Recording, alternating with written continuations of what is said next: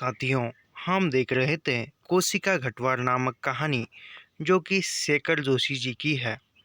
यह कहानी हमने यहाँ तक देखी थी कि गुसाई जो है वह फौज में भर्ती हो चुका है और वहाँ से गांव तरफ आता है। पूरी भीड़ उसे देखने के लिए आती है या मिलने के लिए आती है, मगर उस भीड़ में जिस उसकी आंखें, गुसाई की आंखें जिसको देखने के लिए तरस रही थी या खोज रही थी, वही नहीं है। और अगले ही दिन वह लक्ष्मा गांव में भैंस के कटैया यानी भैंस के बच्चे को ढूंढने के लिए आती है और उन दोनों की मुलाकात होती है। यहाँ तक हमने कहानी देखी थी। इसके आगे की कहानी आज हम देखेंगे। एक दिन बड़ी मुश्किल से मौका मिला था। उसे लक्ष्मा को पात पतेल के लिए जंगल जाते देखकर वह छोकरों से कांकड़ के शिकार का बहाना बनाकर अकेले जंगल को चल दिया था। यानी बड़े मुश्किल से उसको लक्ष्मा से मिलने के लिए, अभी लक्ष्मा और गुसाई इन दोनों के बीच में यहाँ प्रेम है। तो वह लक्ष्मा को मिलने के लिए गुसाई अपने साथियों से या जो भी लड़के हैं उनसे झूठ बोल के जंगल में कांकड़ नामक किसी प्राणी का शिकार करने के बहाने वह चला जाता है। गांव की सीमा से बहुत दूर काफल के पेड़ के नीचे गुसाई के घुटने पर सर रखकर लेटी लेटी लक्ष्मा काफल खा रही थी। अभी जंगल में काफल नामक पेड़ के नीचे गुसाई बैठा हुआ है और गुसाई बैठने के बाद लक्ष्मा जो है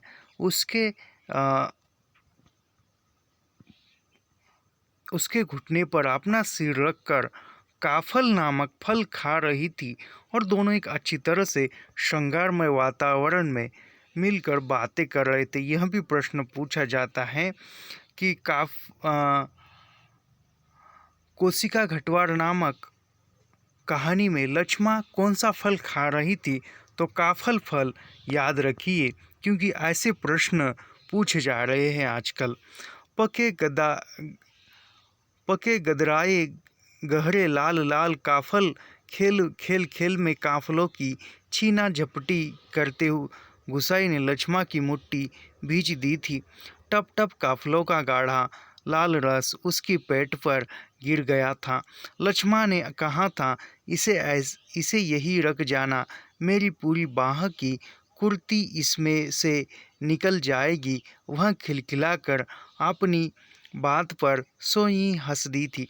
यानी जो काफल खा रहे थे, काफल फल जो है वह पकने के बाद लाल रंग का हो जाता है और वह लाल रंग जो है वह लक्ष्मा के पेट पर गिर जाता है और पैंट पर गिर जाता है और वह कहती है कि इसको ऐसे ही रहने दो मेरी निशानी समझकर। और दोनों एक तरह से एक हंसी मजाक और खिलखिलाकर हंसते ही एक अच्छी बात कर रहे हैं। अभी प्रेमी जोड़े अकेले में मिलते हैं तो किस प्रकार श्रृंगारिक बातें करते हैं, यह तो बताने की आवश्यकता नहीं है। पुरानी बात क्या कहा था गुसाई ने, याद नहीं पड़ता? तेरे लिए मखमल की कुर्ती ला दूंगा मेरी सुआ, या कुछ ऐसी ही। यानी वह गुसाई ने कहा था कि कुछ मखमल की कुर्ती ला कर दूंगा, पर लक्ष्मा को मखमल की कुर्ती किसने पहनाई होगी? पहाड़ी पार के रमुआ ने, जो तुरी निशान लेकर उसे ब्याहने आया था। अभी वो गुसाई का जो प्रेम है वह अधूरा रह गया। इसकी जो लक्ष्मा की जो शादी है, लक्ष्मा की शादी जो मखमल की कुर्ती पहनने गुसाई उसे मखमल की कुर्ती पहनाना चाहता था, लेकिन वह जो मखमल की कुर्ती है वह पहाड़ी पार के रमुआ ने जो दूरी निशान लेकर उसे ब्याहने आया था। यानी जो गाड़िया वो बारात लेकर रमुआ नामक ने ब्याह किया, उसने उसको मखमल की कुर्ती पहनाई होगी। जिसके आगे पीछे भाई बहन नहीं, माई बाप नहीं, परदेश में बंदूक की नोक पर जान रखने वाले को छोकरी कैसे दे दे हम, लक्ष्मा के बाप ने कहा था। यानी जो गुसाई भी है, गुसाई उसके यहाँ उसका लक्ष्मा का हाथ मांगने के लिए गया था, तो उसके बाप ने कहा था कि जिसके जिसके आगे पीछे कोई नहीं, भाई नहीं है, बहन नहीं है, बाप पिता कोई नहीं है, और वह बंदूक की नोक पर अब सीमा पर या बॉर्डर पर रात दिन तैनात नौकरी करता है, ऐसे लड़के को मैं लक्ष्मा नहीं दे दूंगा, ऐसा उसके बाप ने कहा था। उसका मन जानने के लिए गुसाई ने टेढ़े तिरछे बात चलवाई थी। अभी उसके मन में क्या है, यह बात जानने के लिए घुमा फिरा कर गुसाई ने जितने भी वह फांसे थे वह फांसे फेंक चुका था। उसी साल मंगसीर की एक ठंडी उदास शाम को गुसाई की यूनिट के सिपाही किशन सिंह ने क्वार्टर मास्टर स्टोर के सामने खड़े खड़े उससे कहा था, हमारे गांव के राम सिंह ने जीत की, तभी छुट्टियां बढ़ानी पड़ी।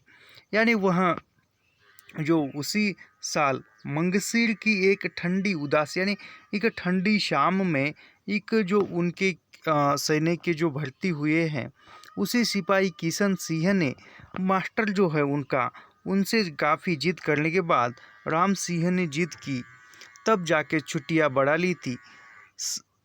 10 साल उसकी शादी थी। खूब अच्छी औरत मिली है यार, शक्ल सूरत भी खूब है, एकदम पठाखा, बड़ी हंसमुख है। तुमने तो देखा ही होगा, तुम्हारे गांव के नज़दीक की है, लक्ष्मा कुछ ऐसा ही नाम है। यानी जो लक्ष्मा ऐसा ही कुछ नाम है, वह गुसाई को बता रहा है कि बड़ी अच्छी है, यानी फटाका है तो दिखने में सिर्फ अच्छी है और बड़ी हंसमुख है, सुंदर है, लक्ष्मा ऐसा ही कुछ नाम है, ऐसा वह उसे बता रहा है। वो कौन बता रहा है ऐसा? ऐसा उसको राम सिंह जो भी सेना में भर्ती है। गुसाई को याद नहीं पड़ता कौन सा बहाना बनाकर वह किशन सिंह के पास से चला आया था। रमडे थे उस दिन, हमेशा आधा पैग लेने वाला गुसाई उस दिन पेशी करवाई थी। मलेरिया प्रिकॉशन न करने के अपराध में सोचते सोचते गुसाई बुदबुदाया, साला एडजुटेंट। इस प्रकार वह सोचता है। अभी उसको एक धक्का सा लगता है, वो चकित हो जाता है, क्योंकि उसके पिता ने जो कहा था, जो बॉर्डर पर तैनात है, जो सीमा पर बंदूक की नोक पर खड़ा है, उसको मैं मेरी बेटी नहीं दूंगा, और इस राम सिंह को बेटी दी थी। गुसाई सोचने लगा, उस साल छुट्टियों में घर से विदा होने से एक दिन पहले वह मौका निकाल कर लक्ष्मा से मिलने गया था। अभी वो छुट्टियां पहले की सोच रहा है। जब वो पहली बार छुट्टियों के लिए आया था तो वह जाने से पहले किसी बहाने से वह लक्ष्मा को मिला था। गंगनाथजू की कसम, जैसा तुम कहोगे मैं वैसा ही करूंगी, आंखों में आंसू भर कर लक्ष्मा ने कहा था। अभी वो प्यार में न जाने कितने लोग कस्में खाते हैं, उसी प्रकार लक्ष्मा ने भी गंगनाथजू जो जो उनका देव है, एक देवता है, देवता ही होगा, एक देव है या कोई बाप देवता होगा, उस देवता की कसम खाकर, उस देवता का नाम है गंगनाथ जू की कसम, तुम जैसा कहोगे मैं वैसा ही करूंगी, ऐसे आंखों में आंसू आकर लाकर लक्ष्मा ने कहा था। अभी उसी कसम पर भरोसा है गुसाई को। वर्षों से वह सोचता आया है, कभी लक्ष्मा से भेंट होगी तो वह अवश्य कहेगा कि वह गंगनाथ का जागर लगवा कर प्रायश्चित जरूर कर ले। अभी वह सोच रहा है कि तब से वह उसकी भेंट नहीं हुई, और वह जब भी भेंट होगी तो वह उनसे अवश्य याद दिलाएगा कि गंगनाथ जी का जागर लगाकर प्रायश्चित जरूर कर ले। यानी उसको याद दिला रहा है कि वह कसम तुमने खाई थी, और देवी देवताओं की झूठी कस्में खाकर उन्हें नाराज करने से क्या लाभ। यदि देवी देवताओं की कसम खाते हो और वो कसम पूरी नहीं करते हो तो तुम्हें कौन सा लाभ मिलने वाला है। यहाँ पर गुसाई सोच रहा है, जिस पर भी गंगनाथ का कोप हुआ वह कभी फल फूला नहीं पाया, पर लक्ष्मा से कब भेंट होगी। यानी जिसने भी गंगनाथ की कसम तोड़ी है, कसम खाई है, और वह कसम पूरी नहीं की है, तो किसका भला, यहाँ किसी का भला नहीं होता है, ऐसा वह लक्ष्मा से कहना चाहता है। मगर वो उसकी भेंट कहाँ होगी, कब होगी, यह कोई पता नहीं है। यह वह नहीं जानता। लड़कपन से संगी साथी नौकरी चाकरी के लिए मैदानों में चले गए हैं। गांव की ओर जाने का उसका मन नहीं होता।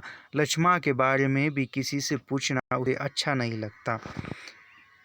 वहाँ अभी ड्यूटी पर है और वो छुट्टियों में गांव जाना भी उसे अच्छा नहीं लगता, क्योंकि दिल का जो माहौल है वह माहौल ही चला गया है। किसी ने कहा है कि दिल में आई तो समझो दुनिया में बाहर आ गई। उसी प्रकार इसके दिल में ही बाहर नहीं तो दुनिया में बाहर कैसे आ जाएगी भला गुसाई के। तो वह किसी से पूछना भी, लक्ष्मा के बारे में किसी से पूछना, किसी साथी को या किसी दोस्त को पूछना भी अच्छा नहीं लगता। इसलिए वह मन ही मन एक घुट रहा है, घुटन के सहारे जी रहा है। जितने दिन नौकरी रही वह पलटकर अपने गांव नहीं आया। एक स्टेशन से दूसरे स्टेशन का वॉलंटियर ट्रांसफ़र लेने वालों की लिस्ट में नायक गुसाई सिंह का नाम ऊपर आता रहा लगातार 15 साल तक। यानी उसका ट्रांसफ़र होता रहा मगर वह वही रहा, किसी अन्य स्टेशन पर वह नहीं गया। पिछले वैशाख में ही वह गांव लौटा। 15 साल बाद रिजर्व में आने पर काले बालों को लेकर गया था। खिचड़ी बाल लेकर लौटा। लक्ष्मा का हट उसे अकेला बना गया। यानी लक्ष्मा को पाने की जो जिद थी वह पिछले वैशाख में वह गांव लौटा। 15 साल बाद वह गांव आ रहा है। जब जा रहा था तो उसके बाल काले थे, अच्छे थे, लेकिन आते समय बालों की खिचड़ी यानी कुछ काले बाल है, कुछ सफ़ेद बाल है और कुछ भूरे भी बाल होंगे। ऐसे ही वह काले कुछ सफ़ेद कुछ ऐसे बाल लेकर आया है। और जो लक्ष्मा को पाने की जो जिद थी वह जिद उसे 15 साल बाद गांव लेकर आई है। यानी पूरी नौकरी होने के बाद वह लौट आया है। आज इस अकेलेपन में कोई होता जिसे गुसाई अपनी जिंदगी की किताब पढ़कर सुनाता, शब्द शब्द अक्षर अक्षर जितना देखा, जितना सुना और जितना अनुभव किया है उसने। यानी कैसा है, अभी वह अकेला है, ऐसा अभी उसके मन में आ रहा है कि यदि कोई मेरा साथी होता जिसको मैं मेरा सभी सुख दर्द समस्या है उसका शब्द न शब्द अक्षर न अक्षर मैं सुनाता, लेकिन अभी मेरे पास कोई नहीं है। वह अकेला मन ही मन बड़बड़ा रहा है या मन ही मन सोच रहा है। पर नदी किनारे यह तपती रेत, अभी नदी किनारे धूप है, बारिश नहीं है, तो नदी किनारे की वहाँ तपती रेत है। पनचक्की की खटखट पटपट पटर और मीहल की छाया में ठंडी चीलम को निष्प्रयोजन गुड़गुड़ाता गुसाई, और चारों ओर अन्य कोई नहीं, एकदम निर्जन निस्तब्ध सुनसान है। वहाँ इसकी चक्की की आवाज़ और उसमें तपती रेत है और वह पनचक्की की जो खटखटे सी आवाज़ है वह है, और उसमें वह निष्प्रयोग गुड़गुड़ाता गुसाई, यानी सुनने के लिए या सुनाने के लिए कोई नहीं है। वह मन ही मन सोच रहा है, मन ही मन बोल रहा है। एकाएक गुसाई का ध्यान टूटा, यानी जो गहरे सोच में डूबा था उसकी सोच छूट जाती है और एकाएक उसका ध्यान टूट जाता है। सामने पहाड़ी के बीच की पगडंडी से सर पर बोझा लिए एक नारी आकृति उसकी ओर चली आ रही थी। अभी वो सोच रहा है, सोचते सोचते पहाड़ी की ओर उसका ध्यान जाता है। तब कोई नारी जो है वह नारी कुछ सिर पर बोझ लेकर आती हुई उसको नजर आती है। गुसाई ने सोचा वहीं से आवाज़ देकर उसे लौटा दे। कोसी ने चिकने काई लगे पत्थरों पर कठिनाई से चलकर उसे वहां तक आकर केवल निराश लौट जाने को क्यों वहां बाध्य करे। यानी वह सोच रहा है कि मेरे यहाँ तो भीड़ है, वह सोच रहा है कि उसकी परेशानी होने से पहले ही मैं उसको आवाज़ देकर वहीं से दूसरी चक्की पर जाने के लिए कह दूँ, यहाँ आकर वह लौट जाए तो वह नाराज़ हो जाएगी। उसकी परेशानी मैं कम कर देता हूँ, आवाज़ देकर उसको वहीं से मैं लौटा देता हूँ। दूर से चिल्ला कर पीसान स्वीकार करने की लोगों की आदत से वह तंग आ चुका था। इस कारण आवाज़ देने को उसका मन नहीं हुआ। वह आकृति आप तक पगडंडी छोड़कर नदी के मार्ग में आ पहुंची थी। यानी वह अन्य लोगों को आवाज़ देकर बता रहा है कि मेरे यहाँ भीड़ है अनाज की, तो तुम दूसरी तरफ पर जाओ। लेकिन लोग कारण पूछ रहे हैं कि क्यों तुम नहीं पिसवाना चाहती और क्यों लौटा दे रहे हो। ऐसे ही सोच में वह डूबा था। तब तक जो नारी की जो आकृति थी, यानी जो नारी थी, वह नदी की पगडंडी छोड़कर नदी के मार्ग में आ पहुंची थी। चक्की की बदलती आवाज़ को पहचान कर गुसाई घट के अंदर चला गया। यानी अभी जो चक्की में जो अनाज डाला था वह खत्म होने वाला था या खत्म हो चुका था, तो उसकी जो आवाज़ है वह आवाज़ बदल जाती है। वह आवाज़ बदल जाने के बाद वह घट के अंदर गुसाई चला जाता है, यानी वो चक्की रखी हुई जो मक्का कमरा है उसके अंदर चला जाता है। छप्पर का अनाज समाप्त हो चुका था। छप्पर में एक कम अन्न वाले थैले को उलटकर उसने अन्न का निकास रोकने के लिए कांट की चिड़ियों को उल्टा कर दिया। किट किट का शोर बंद हो गया। यानी जो अनाज है वो अनाज समाप्त होने वाला था और वह कुछ थोड़ा ही बचा था। वह जो कम है दूसरा अनाज वह उस पर रखा था और वो चिमनी है उस चिमनी को उसने उल्टा किया था। वह जल्दी जल्दी आटे को थैले में भरने लगा। घट के अंदर मथानी की छिच्चर छिच्चर की आवाज़ भी अपेक्षाकृत कम सुनाई दे रही थी। यानी जो अनाज समाप्त होने के बाद वह आवाज़ भी कम सुनाई दे रही थी और वह थैले में आटा भरने लगा था। केवल चक्की ऊपर वाले पाट की घिसटती हुई घरघराहट का हल्का धीमा संगीत चल रहा था। तभी गुसाई ने सुना अपनी पीठ के पीछे घट के द्वार पर इस संगीत से भी मधुर एक नारी का कंठस्वर, कब बारी आएगी जी, रात की रोटी के लिए भी घर में आटा नहीं है। यानी वह चक्की के इसमें ही वह गूंग है गुसाई। तभी एक उसके दरवाजे पर आवाज़ आती है। एक नया शोर है और एक अच्छा है, जो कि संगीत की तरह उसका शोर आता है कि कब बारी आएगी जी, रात की रोटी के लिए भी आटा नहीं है। यानी कब हमारा अनाज पिसवा जाएगा, ऐसा वह बाहर से शोर आता है। सर पर पिसान रखे एक स्त्री उससे यह पूछ रही थी। गुसाई को उसका शोर परिचित सा लगा। चौंक कर उसने पीछे मुड़कर देखा। अभी वह शोर सुनाई देता है कि कब हमारी बारी आएगी। यह शोर सुनाई देने के बाद गुसाई तुरंत घूमता है। उसका जो शोर है वह परिचित लगता है और वह पीछे मुड़कर देखता है, तो वह चौंक कर पीछे मुड़कर देखता है। कपड़े में पिसान ढीला बंधा होने के कारण बोझ का एक सिरा उसके मुख के आगे आ गया था। यानी सिर पर जो पिसान रखा था, अनाज रखा था, जो भी बोझ था, वह बोझ थोड़ा ढीला बंधा हुआ था। उसके लिए जो उसका जो एक कोना था, वह कोना उस स्त्री के मुख पर आया था, इसलिए उसका मुख सही ढंग से दिखाई नहीं दिया गुसाई को। गुसाई उसे ठीक से नहीं देख पाया, लेकिन तब भी उसका मन जैसे आशंकित हो उठा। अपनी शंका का समाधान करने के लिए वह बाहर आने को मुड़ा। यानी उसका मुख ठीक ढंग से देखा नहीं, लेकिन आवाज़ जो थी वह उसको परिचित लगी थी। वह वो चेहरा देखने के लिए बाहर आने के लिए बढ़ा, लेकिन तभी फिर अंदर जाकर पिसान के थैलों को इधर उधर करने लगा। कांट की चिड़िया किटकिट बोल रही थी और उसी गति के साथ गुसाई को अपने हृदय की धड़कन का आभास हो रहा था। यानी कहते हैं कि प्रेमी जो इंसान होते हैं, जब भी वह पास पास आते हैं तो दिल में एक अजब सी हलचल मचने लगती है।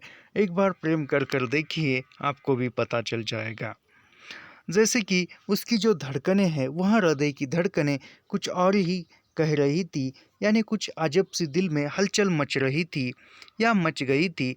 तो वह बाहर न आकर उधर ही वह पिसान रखने के लिए अन्य जो पिसान की जो गोनियां है वह यहाँ वहाँ सरक रहा था। घट के छोटे कमरे में चारों ओर पिसे हुए अन्न का चूर्ण फैल रहा था, जो अब तक गुसाई के पूरे शरीर पर छा गया था। इस कृत्रिम सफेदी के कारण वृद्ध सा दिखाई दे रहा था। स्त्री ने उसे नहीं पहचाना, यानी वह आवाज़ परिचित गुसाई को लगी थी। वह घट के अंदर जो चूर्ण था आटे का, वह इसके सिर पर या पूरे शरीर पर लग गया था, और इसके कारण वह गुसाई जो है वह थोड़ा वृद्ध लग रहा था, यानी वह वृद्ध लग रहा था। तो वह स्त्री ने उसे पहचाना नहीं था। उसने दोबारा वही शब्द दोहरा है, यानी दोबारा वह शब्द जो पहले कहे थे वह शब्द उसने दोबारा कहे। वह आप भी तेज धूप में बोझा सर पर रखे हुए गुसाई का उत्तर पाने को आतुर थी। शायद नकारात्मक उत्तर मिलने पर वह उल्टे पांव लौटकर किसी अन्य चक्की का सहारा लेती, यानी वह गुसाई का उत्तर सुनने के लिए वही प्रश्न बार बार पूछ रही है, जो कि हमारा अनाज पिसवाओगे क्या क्या, और नहीं तो वहाँ पर यदि नहीं कहा तो नकारात्मक उत्तर, यानी वहाँ पर उसने गुसाई ने तो अंदर से नहीं कहा, तो वह वहीं से लौट कर दूसरी चक्की में जाने के लिए तैयार है। दूसरी बार के प्रश्न को गुसाई न टाल पाया, उत्तर देना ही पड़ा। यहाँ पहले ही टीला लगा है, देर तो होगी ही, उसने दबे दबे शोर में कह दिया, यानी उसने एक शोर को संभालते संभालते या धीमे आवाज में कहा कि यहाँ पहले से ढेर लगा हुआ है अनाज का ऐसा कह दिया। स्त्री ने किसी प्रकार की अनुनय विनय नहीं की। शाम के आटे का प्रबंध करने के लिए वह दूसरी चक्की का सहारा लेने को लौट पड़ी, यानी उसने कुछ नहीं कहा और वो दूसरी चक्की की ओर बढ़ने लगी, यानी वहाँ पर जल्दी अनाज पिस जाए। गुसाई झुककर घट से बाहर निकला। मुड़ते समय स्त्री की एक झलक देखकर उसका संदेह विश्वास में बदल गया था, यानी गुसाई बाहर ऐसा कहकर तुरंत बाहर आता है तो उसको एक झलक दिखती है उस स्त्री की, और उसका जो विश्वास था मन का कि एक दिन मुझे लक्ष्मा मिलेगी, वह विश्वास उसका सच होने, उसका जो संदेह था वह संदेह विश्वास में बदल गया और उसको लगा कि यह लक्ष्मा है। हताश सा वह कुछ क्षणों तक उसे जाते हुए देखता रहा और फिर अपने हाथों तथा सिर पर गिरे हुए आटे को झाड़कर एक दो कदम आगे बढ़ा, यानी जो आटा लगा है शरीर पर वह झाड़कर थोड़ा आगे बढ़ा, और तब तक वह स्त्री जो है वह आगे बढ़ने लगी थी दूसरी चक्की की ओर। उसके अंदर की किसी अज्ञात शक्ति ने जैसे उसे वापस जाती हुई उस स्त्री को बुलाने का बाध्य कर दिया। जो स्त्री है उस स्त्री को बुलाने को लिए विवश किया और उसने बुलाया। आवाज़ देकर उसे बुला लेने को उसके मुंह खोला, परंतु आवाज़ दे न सका। आवाज़ देने के लिए उसने ओठ खोले, मुंह खोला, लेकिन कोई आवाज़ दे न सका। एक हिचक, एक असमर्थता थी जो उसका मुंह बंद कर रही थी। वह स्त्री नदी तक पहुंच चुकी थी। गुसाई के अंदर में तीव्र उथल पुथल मच गई। इस बार आवेग इतना तीव्र था कि वह सोए को नहीं रोक पाया। लड़खड़ाती आवाज में उसने पुकारा, लक्ष्मा, यानी उसके अंदर में इतनी कुट के वो भावना भरी थी, यानी उसका मन वह खुद चाहकर भी रोक न सका और उसके मुख से शोर निकला कि लक्ष्मा। घबराहट के कारण वह पूरे जोर से आवाज़ नहीं दे पाया था। स्त्री ने यह आवाज़ नहीं सुनी। इस बार गुसाई ने स्वस्थ होकर पुनः पुकारा, लक्ष्मा, यानी वह पहली बार जो कहा था, घबराहट के कारण वह ठीक ढंग से या जोर से आवाज़ नहीं दे पा रहा था और स्त्री ने भी वह आवाज़ नहीं सुनी थी, तो वह फिर से पुकारता है, लक्ष्मा। लक्ष्मा ने पीछे मुड़कर देखा। मायके में उसे सभी इसी नाम से पुकारते थे, यानी लक्ष्मा ने पीछे मुड़कर देखा और मायके में उसको इसी नाम से, लक्ष्मा नाम से पुकारते थे। यह संबोधन उसके लिए स्वाभाविक था, यानी यह नाम सुनकर पलट कर देखना इसके लिए स्वाभाविक था, क्योंकि उसका पुराना नाम लक्ष्मा ही था। परंतु उसे शंका शायद यह थी कि चक्की वाला एक बार पिसान स्वीकार न करने पर भी दोबारा उसे बुला रहा है या उसे केवल भ्रम हुआ है। यानी उसके मन में एक विचार आया कि चक्की वाले ने तो हमें एक बार कहा है कि मेरे यहाँ अनाज जल्दी पीसा नहीं जाएगा, तो यह कहकर उसने मुझे लौटा दिया है, तो दोबारा वह मुझे क्यों बुलाएगा? यह उसके मन में भ्रम हुआ, या शायद यह भ्रम होना ही चाहिए, क्योंकि एक बार कोई लौटा दे तो दोबारा हमें कौन बुलाएगा? ऐसा उसने वहीं से पूछा, मुझे पुकार रहे हैं जी? गुसाई ने संयत स्वर में कहा, हाँ ले आ, हो जाएगा। तो उसने कहा लक्ष्मा ने वहीं से, क्या तुमने मुझे पुकारा जी? तो गुसाई कहता है, हाँ मैंने पुकारा है, ले आइए, हो जाएगा आपका अनाज। लक्ष्मा क्षण भर रुकी और फिर घट की ओर लौट आई। कुछ क्षण भर वही रुकी, शायद सोच रही होगी कि इसको मेरा नाम कैसे पता, यह शायद सोच रही होगी, और फिर लौट आई। अचानक साक्षात्कार होने का मौका न देने की इच्छा से गुसाई व्यस्तता का प्रदर्शन करता हुआ मीहल की छाह में चला गया। यानी अचानक साक्षात्कार होने का यानी वह अचानक जो मुलाकात हुई, इसके व्यग्रता से कुछ बोल न सका और वह छाव में जाकर बैठ गया। लक्ष्मा पिसन का थैला घट के अंदर रख आई। बाहर निकलकर उसने आंचल के कोर से मुंह पोंछा। तेज धूप में चलने के कारण उसका मुंह लाल हो गया था। यानी तेज धूप थी। वह लक्ष्मा ने जो पिसान का थैला था, वह थैला घट के अंदर रखा, और घट के अंदर रखने के बाद वह बाहर आई और वह आंचल के कोने से वह जो धूप के कारण लाल हुआ मुंह पोंछ रही थी। किसी पेड़ की छाया में विश्राम करने की इच्छा से उसने इधर उधर देखा। मीहल के पेड़ की छाया में घट की ओर पीठ किए गुसाई बैठा हुआ था। निकट स्थान में दाड़िम के एक पेड़ की छाह को छोड़कर अन्य कोई बैठने लायक स्थान नहीं था। वह उसी ओर चलने लगी। यानी जो गुसाई घट की ओर पीट कर बैठा था, और जो दाड़िम पेड़ को छोड़कर, यानी दाड़िम नामक जो पेड़ है, उसी एक पेड़ में बैठने की लायक छांव थी, अन्य किसी पेड़ में नहीं थी। तो वह उसी ओर चलने लगी, दाड़िम नामक पेड़ के छांव में। गुसाई की उदारता के कारण रोनी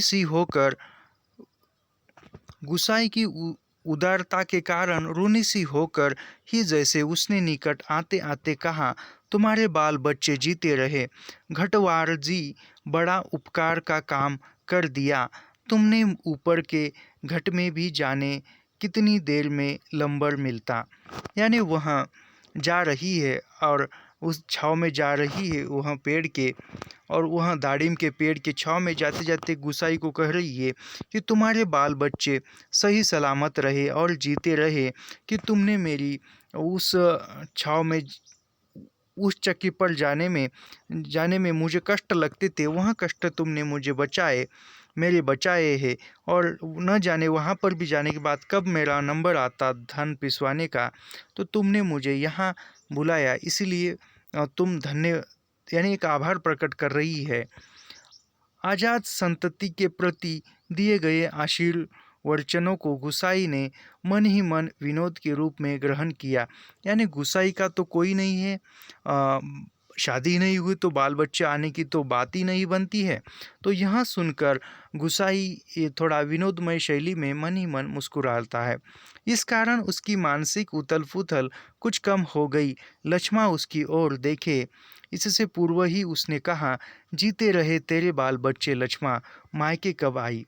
यानी वहाँ कुछ बोले इससे पहले ही गुसाई ने कहा कि जीते रहे तेरे बाल बच्चे लक्ष्मा, तुम मायके कब आई।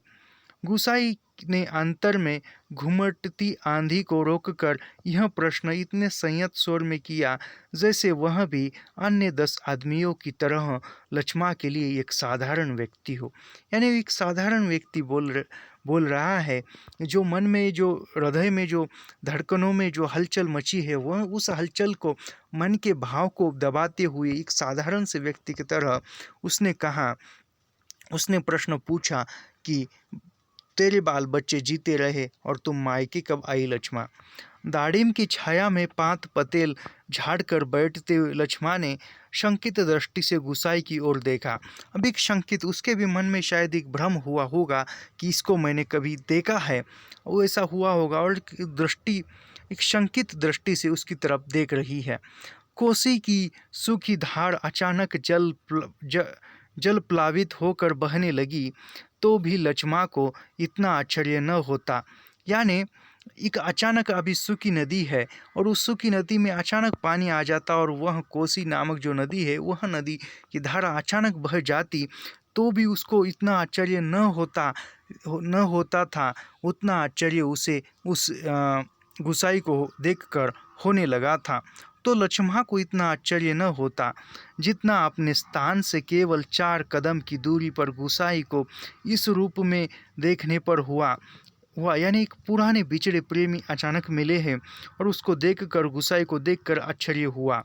विस्मय से आंखें फड़फड़ाकर वह उसे देखे जा रही थी, जैसे अब भी उसे विश्वास न हो रहा हो कि जो व्यक्ति उसके सम्मुख बैठा है वह उसका पूर्व परिचित गुसाई है।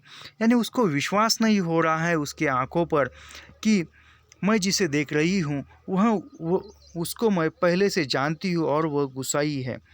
तुम जाने लक्ष्मा क्या कहना चाहती थी, शेष शब्द उसके कंठ में ही रह गए। यानी लक्ष्मा कुछ कहना चाह रही थी, कुछ बात कहना चाह रही थी गुसाई को, लेकिन वह कुछ कह ना पाई, उसके शब्द उसके मन में ही रह गए।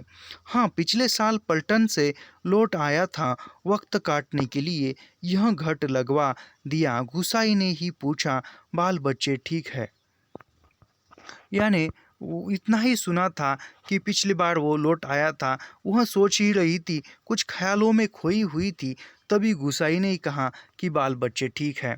आंखें ज़मीन पर टिकाए गर्दन हिलाकर संकेत से ही उसने बच्चों की कुशलता की सूचना दे दी। यानी जो लक्ष्मा ने कुछ न कहकर आंखें एक तरफ ज़मीन की तरफ देख रही है और वह सिर हिलाकर ही बच्चे अच्छे हैं यानी एक इशारे में जवाब दिया कि सच सब कुछ ठीक है। ज़मीन पर गिरे एक दाड़िम के फूल को हाथों में लेकर लक्ष्मा उसकी पंखुड़ियों को एक एक कर निरुद्देश तोड़ने लगी और गुसाई पतली सीख लेकर आग को कुरेदता रहा। यानी वह जो पेड़ है दाड़िम का, वह पेड़ लेकर उसकी पंखुड़ियाँ निरुद्देश्य लेकर ऐसे पंखुड़ियाँ निकाल कर वह ज़मीन पर फेंक रही है और गुसाई पतली सीख लेकर आग को कुरेदता रहा। यानी वह आग को जो कोयले है जलते हुए उसको कुरेदते हुए बैठा है। बातों का क्रम बनाए रखने के लिए गुसाई ने पूछा, तू अभी और कितने दिन मायके ठहरने वाली है? यानी बातों को जारी रखने के लिए गुसाई ने उसको कहा लक्ष्मा को कि तुम और कितने दिन मायके रहने वाली हो। अब लक्ष्मा के लिए अपने को रोकना असंभव हो गया। टप टप वह सर नीचा किए आंसू गिराने लगी। यानी वह खुद की जो भावनाएं है वह भावनाएं चाहकर भी रोक न सकी और उसके आंखों से आंसू बहने लगे। सिसकियों के साथ साथ उसके उठते गिरते कंधों को गुसाई देखता रहा। यानी वो सिसकियाँ लेकर रो रही है और वो सिसकियों की वजह से उसके कंधे ऊपर नीचे हो रहे हैं, तो गुसाई उसकी तरफ देख रहा है। उसे यह नहीं सूझ रहा था कि वह किन शब्दों में अपनी सहानुभूति प्रकट करे। यानी गुसाई को समझ में नहीं आ रहा था कि वह किस शब्दों में इसे बताए। इतनी देर बाद सहसा गुसाई का ध्यान लक्ष्मा के शरीर की ओर गया। यानी बहुत देखने के बाद, इतनी सूक्ष्मता के साथ देखने के बाद फिर उसका ध्यान जो है गुसाई का लक्ष्मा के शरीर पर गया। उसके गले में लड़ेऊ सुहाग चिन्ह, यानी उसके गले में लड़ेऊ यानी एक मंगलसूत्र, सुहाग चिन्ह यानी मंगलसूत्र नहीं था। हतप्रभ सा गुसाई उसे देखता रहा। अपनी व्यावहारिक अज्ञानता पर उसे बेहद झुंझलाहट हो रही थी। यानी जो चरेऊ यानी सुहाग चिन्ह यानी मंगलसूत्र जो था उसके शरीर पर नहीं था और वह देखकर एक मनी मन कुछ मन ही मन खुद को गलत समझ रहा था या समझने लगा। आज अचानक लक्ष्मा से भेंट हो जाने पर वह उन सब बातों को भूल गया जिन्हें वह कहना चाहता था। यानी वह लक्ष्मा को मिलने के बाद जो भी बोलना चाहता था, वह लक्ष्मा अचानक मिलने के बाद वह जो कुछ भी बोलना था वह सब कुछ भूल गया है। इन क्षणों में वह केवल मात्र श्रोता बनकर रह जाना चाहता था। गुसाई की सहानुभूतिपूर्ण दृष्टि पाकर लक्ष्मा आंसू पोंछती हुई अपना टुकड़ा रोने लगी। यानी जो कुछ वह बोलना चाहता था गुसाई लक्ष्मा को, वह सब भूल जाता है और वह सब अब वह कुछ न बोलकर अपनी मन की व्यथा न सुनाकर वह सिर्फ लक्ष्मा की बातें सुनना चाहता है, एक श्रोता बनकर। और वह लक्ष्मा ने उसकी आंखें पोंछी और जो भी आंसू आए थे वह आंसू को रोकते हुए लक्ष्मा ने अपना जो दुख है, अपनी जो दर्द है, वह बताना प्रारंभ किया। जिसका भगवान नहीं होता उसका कोई नहीं होता। जेठ जेठानी से किसी तरह पिंड छुड़ाकर यहाँ माँ की बीमारी में आई थी। यानी लक्ष्मा कह रही है जिसका भगवान भी नहीं होता, कहते हैं जिसका ईश्वर होता है उसका सभी होता है, लेकिन जिसका ईश्वर भी नहीं होता, जिसका भगवान भी नहीं होता, उसका इंसान भी नहीं होता, यानी उसका कोई नहीं होता। जेठ जेठानी जो है उससे जान छुड़ाकर मैं यहाँ माँ की बीमारी के लिए आई थी और वह भी मुझे छोड़कर चली गई। यानी माँ की जो बीमारी थी, माँ की बीमारी के लिए आई थी, उसको उसकी देखभाल करने के लिए, और उसकी माँ भी उसको छोड़कर चली गई। एक अभागा मुझे रोने को रह गया है, उसी के लिए जीना पड़ रहा है, नहीं तो पेट पर पत्थर बांधकर कहीं डूब मरती, जंजाल कटता। यानी उसका एक लड़का भी है, एक संतान भी है, उसी के सहारे वह जी रही है। शायद वह बच्चा न होता तो वह सोच रही है कि वो बच्चे के लिए ही मैं पेट पर पत्थर बांध कर यानी मुसीबत ओढ़ कर जी रही हूँ, नहीं तो मैं कहीं डूब पर मरती और सारी जो झंझट है जीने की, वह झंझट मेरी मिट जाती। यहाँ काका काकी के साथ रह रही हो? गुसाई ने पूछा। तो गुसाई ने कहा, यहाँ काका काकी के पास रह रही हो क्या तुम? मुश्किल पड़ने पर कोई किसी का नहीं होता जी। बाबा की जायदाद पर उनकी आंखें लगी है। यानी लक्ष्मा अभी गुसाई का प्रश्न का उत्तर दे रही है कि मुसीबत आने पर कोई किसी का नहीं होता है, उनकी तो नज़र मेरे पिता के जायदाद पर है, ऐसा वह बोल रही है। सोचते हैं कहीं मैं हक न जमा लूँ। मैंने साफ साफ कह दिया, मुझे किसी का कुछ लेना देना नहीं। जंगलात का सीला ढोकर अपनी गुजर कर लूँगी, किसी की आँख का कांटा बनकर नहीं रहूँगी। यानी उसने लक्ष्मा कह रही है कि मैंने तो साफ साफ कह दिया है, जवाब दिया है कि मुझे किसी का कुछ नहीं चाहिए। इधर जंगल में ही मैं काम करके या मेरा गुजारा कर लूँगी, मेरा और बच्चे का। मैं जीना चाहती हूँ, किसी की आँख का कांटा बनकर नहीं, यानी किसी के विरुद्ध में खड़े होकर मैं जीना नहीं चाहती हूँ, ऐसा लक्ष्मा कह रही है। गुसाई ने किसी प्रकार की मौखिक संवेदना नहीं प्रकट की, केवल सहानुभूतिपूर्ण दृष्टि से उसे देखता भर रहा है। यानी वहाँ गुसाई अब कुछ भी नहीं बोल रहा है, सिर्फ एक सहानुभूतिपूर्ण दृष्टि से उसकी तरफ देख रहा है। दाड़िम के वृक्ष से पीठ ठिकार लक्ष्मा घुटने मोड़कर बैठी थी, यानी कि ऐसे घुटने मुड़कर उसकी तरफ दाड़िम के पेड़ के नीचे बैठी थी। गुसाई सोचने लगा, 15-16 साल किसी की जिंदगी में अंतर लाने के लिए कम नहीं होते। समय का यह अंतराल लक्ष्मा के चेहरे पर भी एक छाप छोड़ गया था, पर उसे लगा उस छाप के नीचे वह आज भी 15 वर्ष पहले की लक्ष्मा को देख रहा है।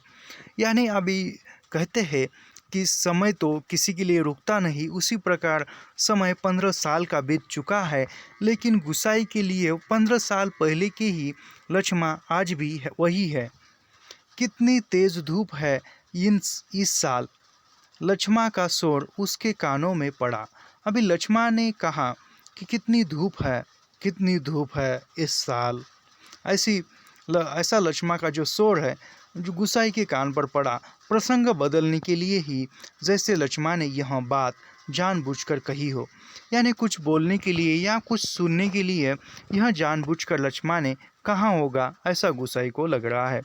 और अचानक उसका ध्यान उस ओर चल गया जहाँ लक्ष्मा बैठी थी। दाढ़िम की फैली फैली अधदंडी डालों से छनकर धूप उसके शरीर पर पड़ रही थी। यानी जैसे जैसे सूरज ऊपर जा रहा है वैसे वैसे धूप छाँव है वहाँ सरकती जा रही है, और वो जो लक्ष्मा बैठी है वहाँ धूप फैल रही है, वहाँ पर उसकी गुसाई की नज़र जाती है। छनकर धूप उसके शरीर पर पड़ रही थी। सूरज की एक पतली किरण न जाने कब से लक्ष्मा के माथे पर गिरी हुई एक लट को सुनहरी रंगीनी में डुबा रही थी। गुसाई एकटक उसे देखता रहा। यानी जो सूरज की जो एक छोटी सी किरण है, वह किरण अचानक उसके जो बाल पर है, उसके बालों के लटों पर आकर उसको सुनहरा बना रही थी, और गुसाई उसको एकटक देखे जा रहा था। दोपहर तो बीत चुकी होगी, लक्ष्मा ने प्रश्न किया तो गुसाई का ध्यान टूटा। हाँ, आप तो 2 बजने वाले होंगे। यानी वह एक तरफ देख रहा है, अभी प्रेमी है, प्रेमिका की तरफ देख रहा है, तो एक गहरी आँखों में देखता है और वह एकटक देख रहा है। तो लक्ष्मा ने कहा कि दोपहर तो बीत चुकी होगी, तो उसका ध्यान एक तरफ हट जाता है और वह कहता है, हाँ, अभी 2 बजने वाले होंगे। उसने कहा, उधर धूप लग रही हो तो इधर आ जा छाँव में। कहता हुआ गुसाई एक जम्भाई लेकर अपने स्थान से उठ गया। यानी वह कहता है, उधर धूप है, तुम छाँव में आकर बैठो। ऐसा कहकर कुछ आलस देकर वह अपने स्थान से उठ गया। नहीं नहीं, यही ठीक है, कहकर लक्ष्मा ने गुसाई की ओर देखा, लेकिन वह अपनी बात कहने के साथ ही दूसरी ओर देखने लगा। एक स्वाभाविक बात है, और यह स्वाभाविक बात ऐसी होनी ही चाहिए और होती ही है। वास्तविकता में कोई एक लंबे अरसे के बाद मिलता है तो एक ऐसी हालत होती है, सच में होती है, मैं अनुभव के साथ बता रहा हूँ। वह कुछ न कहकर कुछ बोल रहा है और दूसरी तरफ देख रहा है, आंखों से आंखें मिलने नहीं दे रहा है। ऐसा इस प्रकार घट में कुछ देर पहले डाला हुआ पिसान समाप्ति पर था। अभी जो घट में अनाज डाला था वह समाप्ति पर था, समाप्त होने के कगार पर था। नंबर पर रखे हुए पिसान की जगह उसने जाकर जल्दी जल्दी लक्ष्मा का अनाज छप्पर में खाली कर दिया। यानी पहले डाला हुआ अनाज खत्म हुआ था, तब वह जल्दी जाकर लक्ष्मा का अनाज वह खाली डिब्बे में पीसने के लिए डालता है। तो आज के वीडियो में यहाँ तक कहानी हम देखते हैं, इसके आगे की कहानी अगले भाग में देखते हैं। इससे पूर्व ही इस कहानी का एक छोटा सा भाग हुआ है, उसकी लिंक इसी वीडियो के डिस्क्रिप्शन में दी जाएगी। और हाँ, यूजीसी नेट हिंदी साहित्य की जो भी रचनाएं हैं या अन्य पाठ्यक्रम का अध्ययन करने के लिए हमारे चैनल को सब्सक्राइब कीजिए, लाइक कीजिए और शेयर करना मत भूलिए। मिलते हैं अगले वीडियो में। धन्यवाद।